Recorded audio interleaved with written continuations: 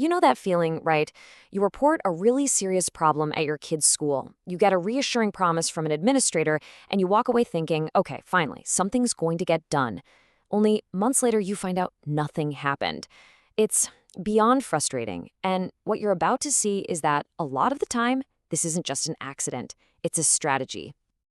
It always starts with a scene just like this. You're in the principal's office or maybe on the phone, and you're laying out a serious issue. We're talking bullying, a safety concern, you name it.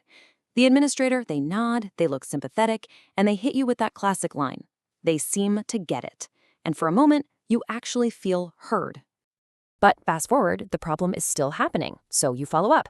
And suddenly you hit a bureaucratic brick wall. The administrator, they might vaguely remember you. Maybe. But the district's official line? Sorry, if it's not in writing, we have no record it ever happened. Just like that, your report, your concerns, they vanished into thin air. Look, this isn't just about someone being forgetful or having bad filing habits. This is a deliberate, system-wide strategy, and it actually has a name. Welcome to the paper trail war. So what exactly is the paper trail war? Well, it's a calculated game played by school districts to avoid putting anything in writing that could prove they messed up. Think about that for a second. By handling serious stuff only by phone or in person, and by never documenting what they promised to do, they are systematically destroying evidence before it's even created. Evidence you would need to hold them accountable.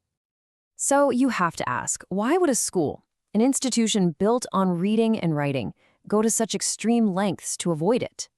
Well, it all comes down to one thing: liability. And that really is the million-dollar question, isn't it? Are these just busy people who prefer a quick phone call? Or is this a conscious top-down strategy designed for one reason and one reason only: to make sure there's no evidence if things go south? And here is the smoking gun. This is a direct quote from a school district's own internal training materials for its administrators. Let that sink in. What isn't written can't be subpoenaed. This isn't about being personal. This is a legal strategy, plain and simple. It's about making sure crucial evidence never exists in the first place. So once you know what their goal is, their tactics become almost laughably predictable. Let's pull back the curtain and look at the playbook they're using. And this chart nails it. They'll tell you they have a verbal-only policy. What that really means is, we don't create evidence. You hear an administrator say, oh, I don't really do email. They're actually saying, I'm not putting any promises in writing. No meeting minutes? That's just to make sure there's no official record of what was said and agreed upon. And that classic, we'll get back to you, that's just a way to delay forever without ever being held to a deadline. And you will hear these excuses over and over again. They'll say, we just want to be more responsive and personal, or email just creates so much formality. My favorite is when they claim it's about student privacy. You need to recognize these for what they are. They are code phrases. They are shields to hide behind while they refuse to create a paper trail. Knowing these phrases is your first step to fighting back. This right here perfectly illustrates the power dynamic they're trying to create. Look on their side. The school's file is intentionally empty. No incident reports, no emails, no notes, nothing. Now look at your side. Time-stamped emails, your own detailed notes, follow-up summaries. In any kind of dispute, which record do you think is going to win? Okay, so that's the problem. But here's the most important part. You do not have to be a victim of this strategy. There is a clear, powerful counter playbook that flips the script and puts the control right back in your hands.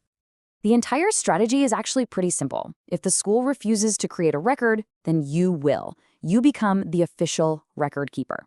You are going to systematically create a body of external, time-stamped evidence that the district cannot touch.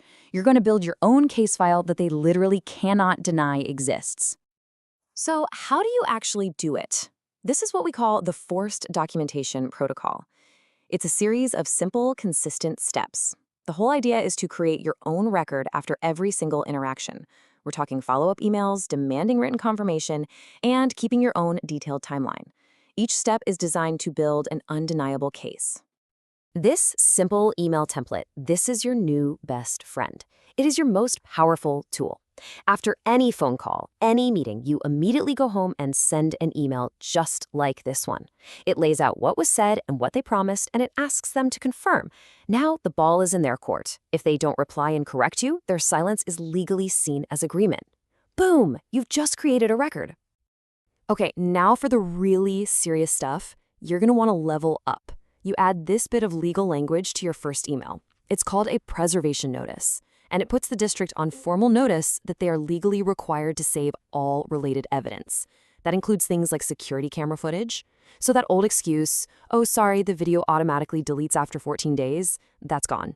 If they delete it after getting this notice, that's now called destruction of evidence, and that comes with huge legal penalties. You see what's happening here? By following this protocol, you're not just creating a record for yourself, you're actually setting a legal trap for them. All of a sudden, their entire strategy of avoiding documents starts to create massive legal problems for them. And those consequences are serious. When a school gets caught doing this, a court can rule that whatever evidence they failed to keep was probably bad for them. That's called spoliation of evidence. Their own empty file can become the very proof of deliberate indifference. You are literally turning their own weapon against them. And this is the beautiful checkmate. This is the ultimate reversal.